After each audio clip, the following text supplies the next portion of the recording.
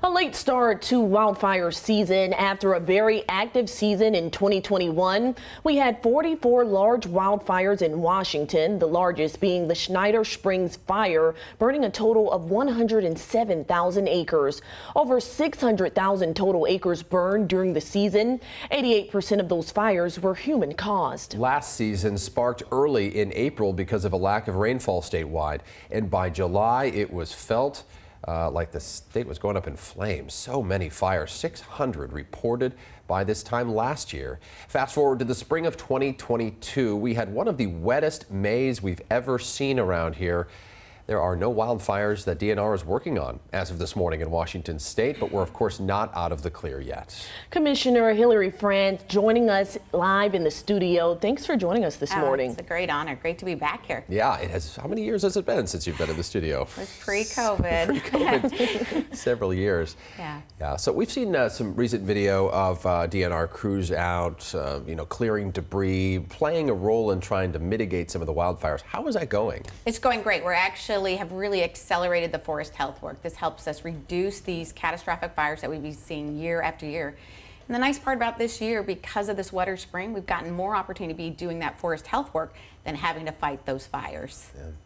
And do you feel you have enough state funding to keep those mitigation efforts going to help prevent wildfires? Absolutely. I mean, grateful for House Bill 1168 passing from the legislature, which puts significant resources in place for the forest health. You then couple that with the infrastructure bill that came from the federal government.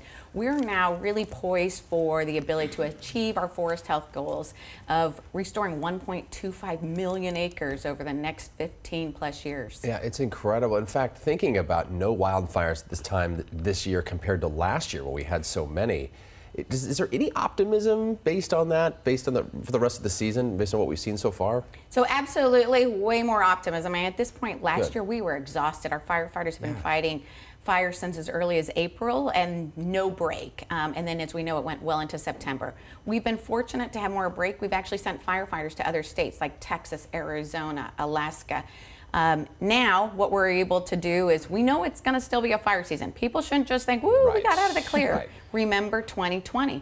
We were in a similar place where we had a wetter spring. We got really lucky by the colder temperatures, but then we had the Labor Day firestorm. So we need people to really be focused on making sure they're not creating any fire starts, because 90% of our fires caused by humans. Yeah, well, let me ask about that too. How do you prevent humans? I mean, I'm going to play Smokey Bear here for a second, but how do you prevent humans from starting wildfires? 80% were human caused last year. That's right. I mean, the key is when people go out, they need to be really careful. Don't start debris fires, check the weather conditions.